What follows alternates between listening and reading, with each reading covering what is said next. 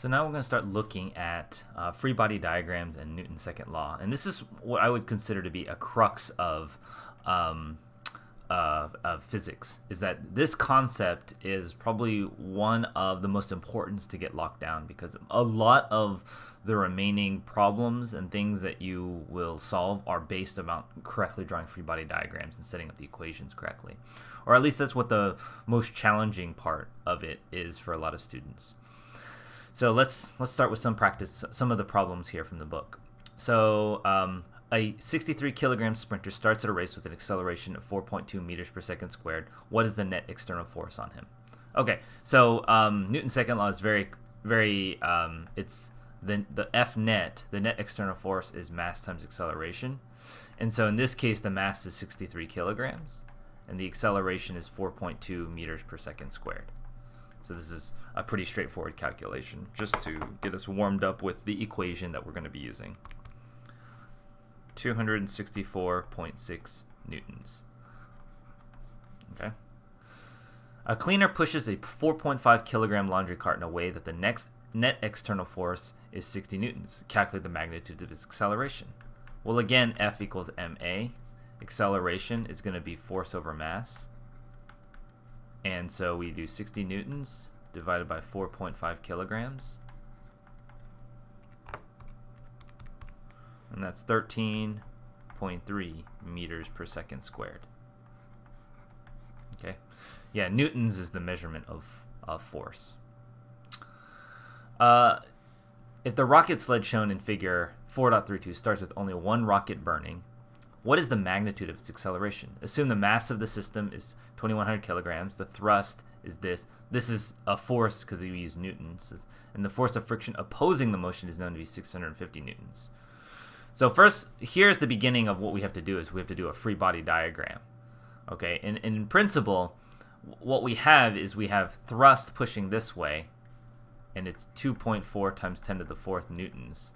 But we have a little bit of friction pushing us the other way at 650 newtons. So in the x direction, in the left-right direction in this case, the net force to the right is to the right, and it's this minus this. We're just adding these two vectors.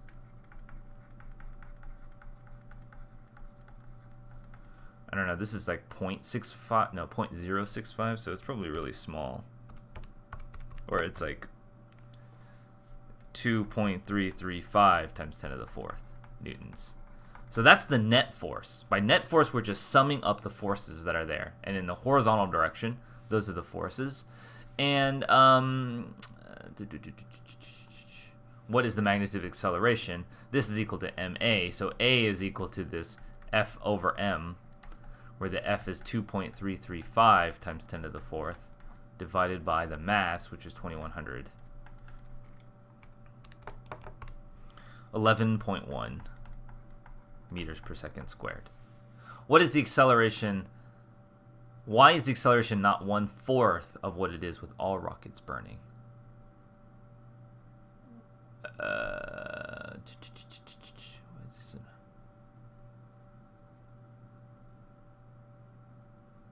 Oh, why is the acceleration not 1/4? Oh, so if all rockets were burning, what would happen is this one would multiply by 4. But the frictional force wouldn't necessarily change. So it's not quite 4 times, because this part doesn't go up 4 times. So we wouldn't just do 4 times this. You would do 4 times this part, and thus not the whole thing would be times 4, just this part times 4. Okay. I think that's what they're asking for that question. Suppose 2 children push horizontally, but in exactly opposite directions on a third child in a wagon. Okay. The first child exerts a force of 75 newtons. The second, a force of 90 newtons. The friction is 12 newtons. And the mass of the third child plus the wagon is 23 kilograms. What is the system of interest acceleration of the child if the acceleration of the child in the wagon is to be calculated? Okay, so we have a wagon here. Some child is pushing this way. We'll say the first one is 75 newtons. Someone's pushing this way at 90 newtons. And the third child is just kind of sitting in here. Okay. Now, So here, these are the forces acting on it, but we also have friction of 12 newtons. Now, which way is friction going to be acting? Friction opposes motion, opposes the direction of motion. So friction is going to be going this way at 12 newtons. Okay, because overall, overall, the movement is going to be to the left, right? If I calculate the net force, I'm going to get 90 minus 75 minus 12, and that's going to be 15 minus 12. That's going to be 3 newtons. I'm still going to have some net force this way to the left. Okay, and calculate the acceleration. So I've kind of been doing that. Here's our free body diagram. There's technically, if I were to be exact, there's force of gravity on the object and the normal force. And the normal force is, and these counteract each other, because the force of gravity is like anything on the earth is going to have gravity drawn towards it. And the normal force is the ground pushing back up on the wagon. Because if the normal force wasn't here, this thing would just fall straight to the center of the earth, right?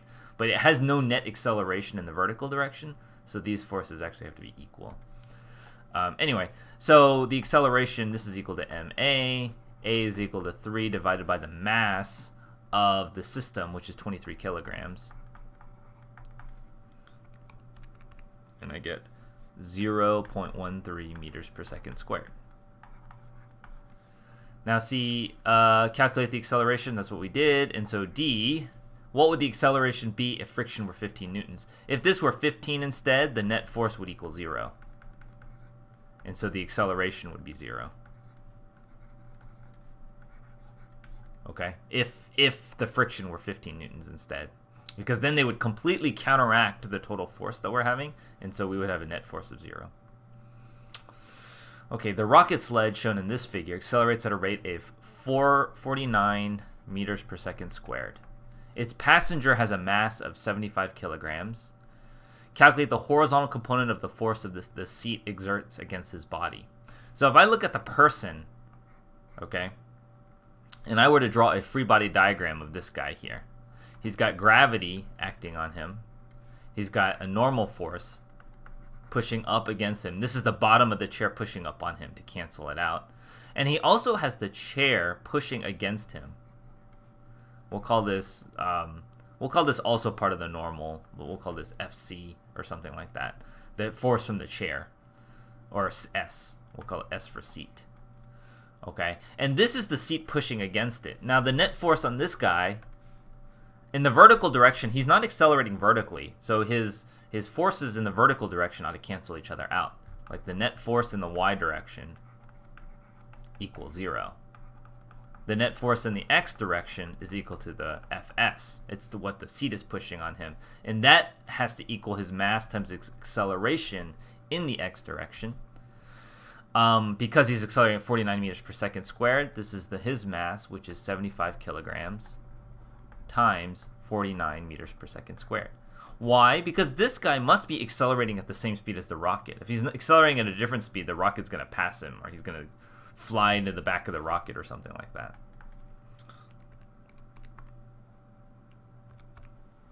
This is 3,675 newtons. Calculate the direction and magnitude of the total force the seat exerts on his body. Well, so in this case, what's happening is the seat is doing both the normal force. Like if I were to draw this seat here, it's actually doing a force in this direction. It has an x component and a y component. So I'm going to call this Fsy and Fsx. So to find the Fsy, we have to look at the net y direction. That has to equal Fg, the force of gravity, which is just mg. And so that's 75 kilograms times 9.8 meters per second squared. 735 newtons. So I now have the vertical component is 735 newtons and the horizontal component is this. That means Fs, the magnitude of Fs would be by quadratic formula, it's the x squared plus the y squared term. It's going to be 735 squared plus 3675 squared.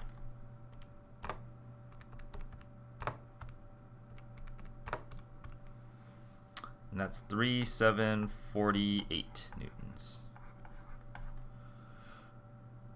What is the weight of an astronaut plus his spacesuit on the moon? The weight of an astronaut plus his spacesuit on the moon is only 250 newtons. How much do they weigh on Earth? What is the mass on the moon and on Earth? Okay. In general, we say the moon's gravity is about equal to 1/6 of the Earth's gravity. Okay, so if I wanted to find his weight, what is the weight of an object? It's the force that it exerts on it. So the weight is just equal to mg. Now, we know that m times 1/6 of g is 250 newtons, because that's how much he weighs on there. So he's got to weigh 6 times as much on Earth. And that's 1,500 newtons. So that's the force of gravity is kind of like how much someone weighs. It's a little more complicated than that. It's actually, when we measure weight, it's the force the ground pushing up against you. But yeah, it's really just the force of gravity. That's the way you want to think of weight. Okay, but mass is different. Mass is what I multiply by g. So his mass, in this case, would be 1,500 divided by 9.8. And that's 153 kilograms. This is the same of his mass on the moon and Earth, because the mass doesn't depend on gravity.